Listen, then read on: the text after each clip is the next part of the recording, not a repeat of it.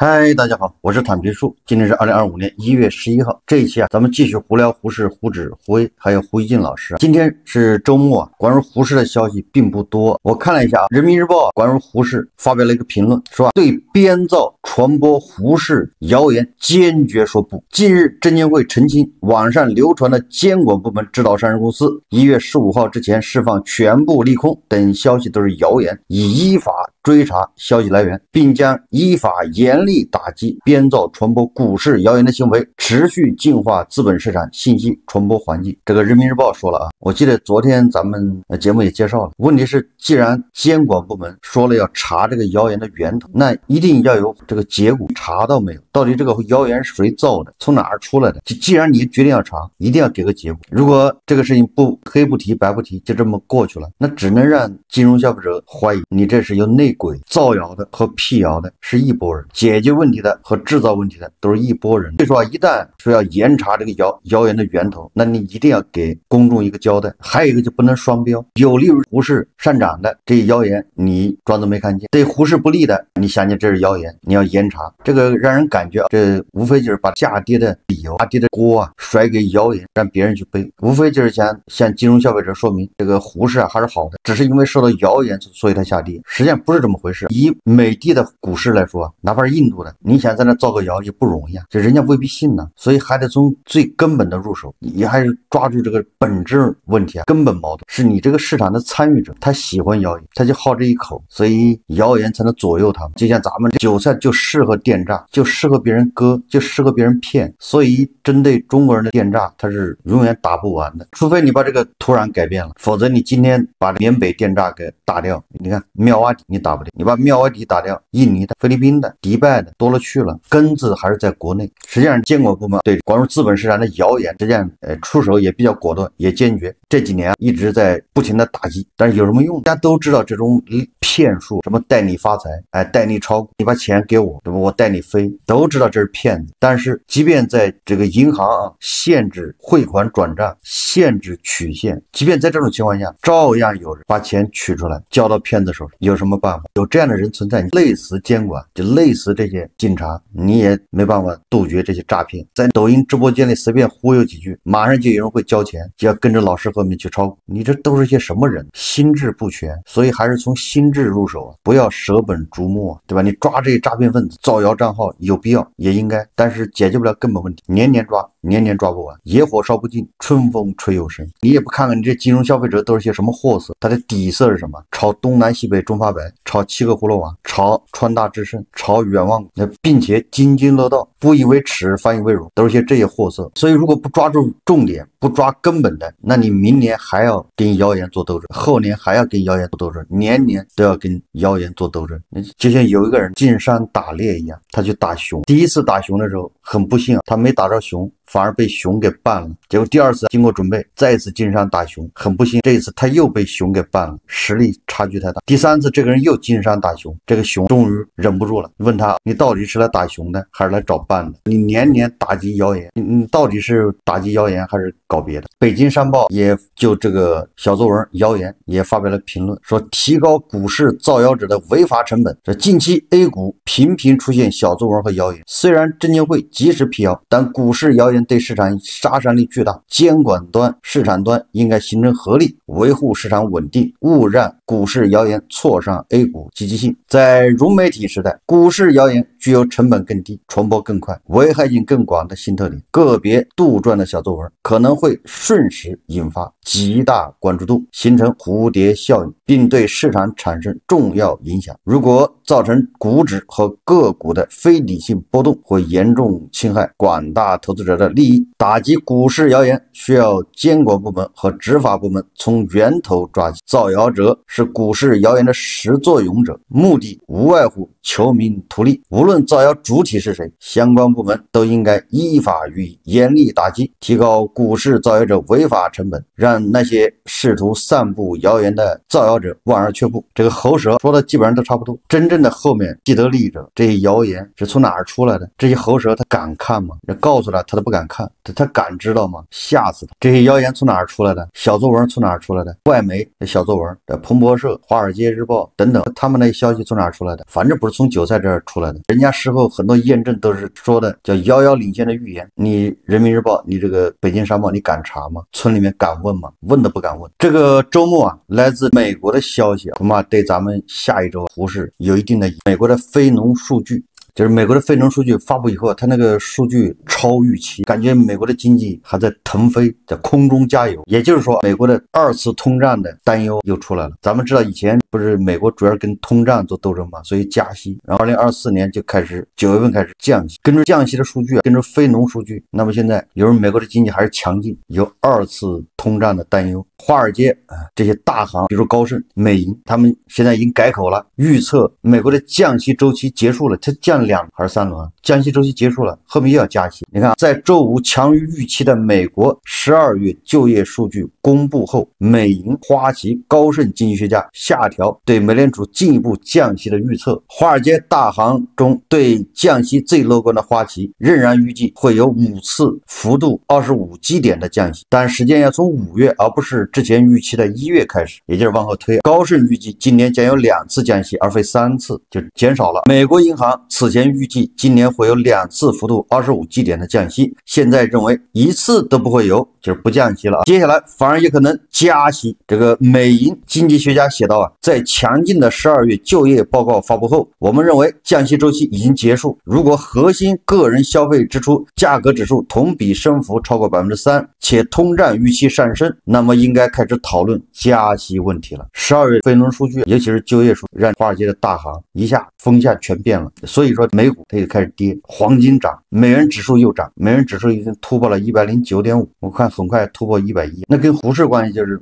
美元走强，美元它不降息了。大家记得吧？去年9月份为什么股市来一波？一个重要的理由就是美元加息降息，所以美元资产叫贬值，相对人民币资产就要升值，所以大量的美元要流入中国买人民币资产，所以我们的股市、我们的房子都要涨，是不是？去年9月份都是这个论调。那如果这个论调成立，去年就因为来了个闪电牛，如果这个论调成立，那么人家美元不降息了，开始加息，那反过来理解，那不就是利空吗？无论对股市、对楼市都是利空。美元不降息，那我们人民币降息的空间就很小，你越降，那么越贬值，那加速美元的外流，加速外资的撤出。你要降息，但是如果目前不降息，那实体经济咱们遇到的问题是消费不振，没人愿意投资。我们要降低实体经济的这个成本，金融机构要向实体经济让利，你就得降息。向韭菜让利，那就是按揭贷款利息要降，要不房子卖不动。所以我们现在是各方面要求你利息要降，但是美元它不降息了，我们降息的空间压力大。很多人盼着放水，那现在如果美元不降息，那放水的可能也很低，放不了水怎么放？所以说下一周对股市来说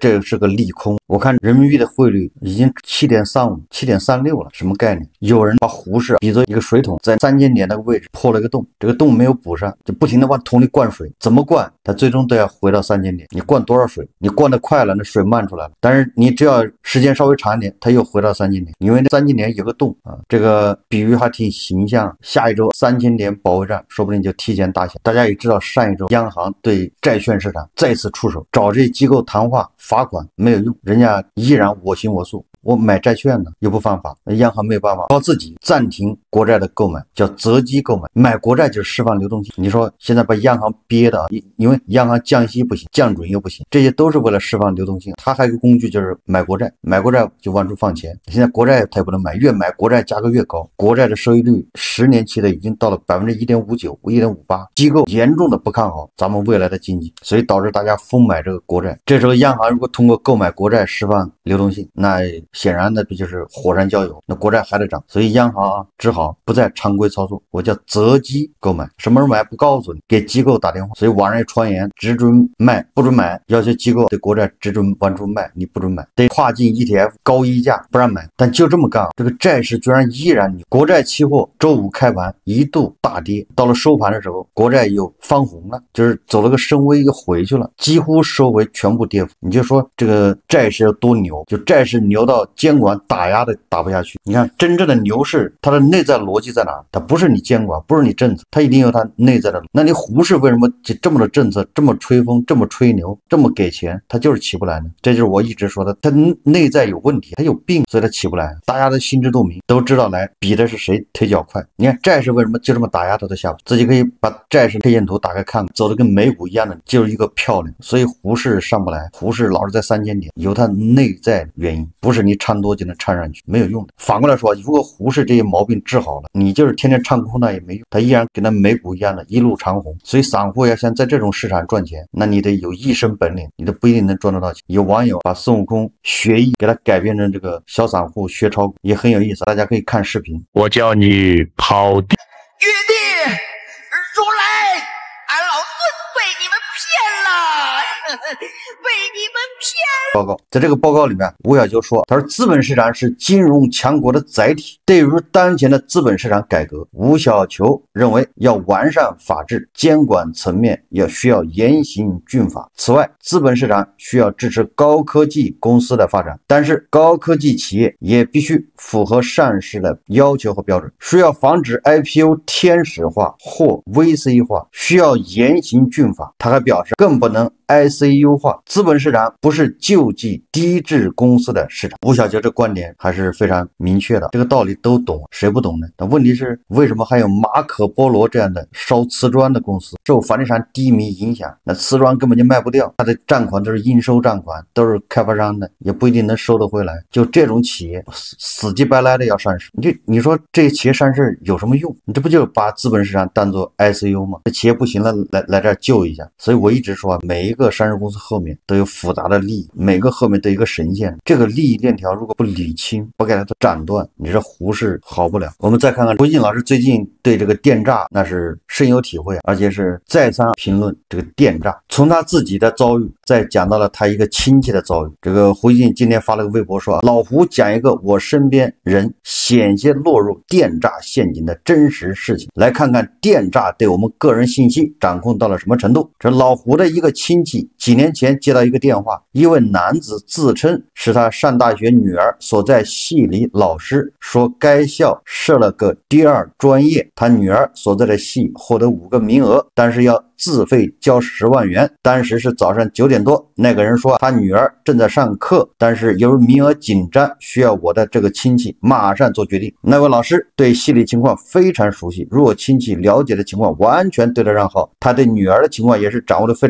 常准确。亲戚很动心，他给女儿打电话，女儿因为在上课没有接，他就凑钱，但现金不足。那名老师半小时后又追了一个电话，亲戚请对方给他凑钱多留一些时间。他说在这种情况下，亲戚把电话打给了我，就打给了老胡，说老胡当时就觉得事情有些蹊跷，学校是第二专业还要收费，而且为何收费这么急？我劝亲戚一定要拖到中午女儿下课后直接确认无误后才能考虑付款。一场10万元的电诈上当就这样避免了。胡锦的一个亲戚，他女儿在上大学，一天早上9点的时候，他这个亲戚就接到一个自称是学校老师的电话，说他们系里有5个名额，这5个名额干什么呢？学第二专业。很多家长就是望子成龙成凤，一听说学第二专业又是人工智能，或者第二专业又是当下大热的这个行业或者方向，那家长肯定就心动。这个骗子就说了，名额有限，而且竞争人很多，比较着急，你女儿现在正在上课，你这边赶紧做决定，如果同意，那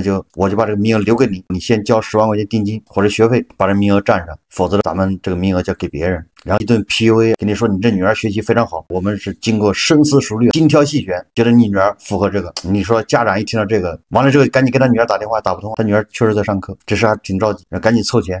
过了一会儿，骗子又打电话来催，你想通了没有？因为这个事很着急，你要不行，别的家长还等着呢，咱不能把名额给占了，耽误学校这个安排。这么一催，那家长就慌了。但是确实没10万块钱。你看看老胡好歹那是这正局级干部或者副局级，身边的朋友也掏不出10万块，为这个10万块犯难了，所以打电话向老胡求助，让老胡借钱给他。老胡马上识破了这个骗局。老胡告诉他是吧，为什么交钱这么没听说过？再急，那你要等到你女儿下课中午吃饭的时候给你女儿打个电话核实，如果有这事，咱们再借这10万块交钱。结果他这个亲家就听他劝了，等着。那等到中午他女儿一下课一打电话，这个骗局就暴露了。实际上这个骗子很简单，就是利用你着急的心理快速的成交。像这种种骗局啊，还很多在医院啊，说要交急救 ICU 病房，说你什么亲属出了车祸，现在就在医院，你赶紧交钱，要不就来不及。那很多人就说，那我给我亲属打个电话，呱打不进去。这个时候诈骗团伙他会电话轰炸你亲属那个电话号码，让别的电话打不进去。那这个时候这边着急，医院催你赶紧，还抢救不抢救了？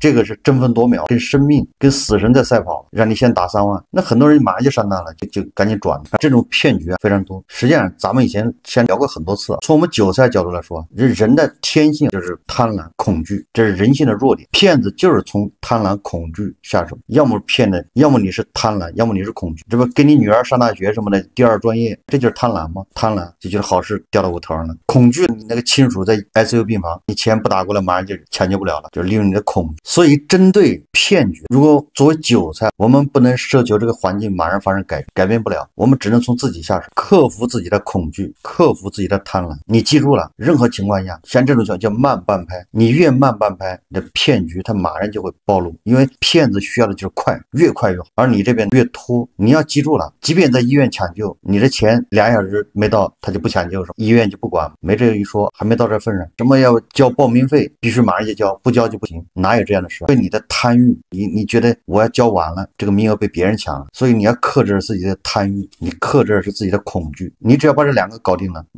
你就拖时间，拖1个小时，你越往后拖一点时间，那骗子的骗局就越容易暴露，因为骗子他急了，骗子无非就是利用你的弱点。我这个说的是我们从自身入手防骗局，你不能指望着什么其他的环境的改善，他改不了，不是所有人都那么容易上当受骗。你只要经历丰富一点，阅历稍微多一点，骗子根本骗不了你。这些骗子啊，他都是一套话术，他那个骗是有套路的。如果你段位高一点，那你可以打破骗子的话术，打破他的套路，骗子他就骗不下去。骗子不是聪明，骗子他纯粹是因为他的话术他已经把你研究透了，他严格按照这个程序来，第1步说什么，第2步说什么，怎么引起你的兴趣，他有一套流程，那叫话术，他有个方案，你只要把他方案打破了，他就没办法往下进行。这个就叫反客为主，这就叫反其道而行之。